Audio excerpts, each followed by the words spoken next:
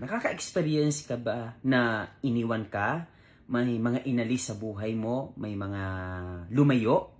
And huwag kang malungkot kasi lagi mong tandaan, minsan inaalaw ni God yan sa buhay natin na minsan mawala ka sa work mo, maalis yung work mo, maalis yung mga taong kasama mo, may mga aalisin sa buhay mo, and huwag ka masyado malungkot kasi tinatanggal lang yan ni God para magkaroon siya ng space sa buhay mo para may mailagay yung blessing sa buhay mo. Kaya lagi yung tandaan kung ano man yung mga nangyayari sa'yo, nawalan ka man, na-bankrupt ka man, may mga nawala sa buhay mo, lagi mong tandaan, inalis yon kasi may mas malaking blessing na ibibigay sa'yo.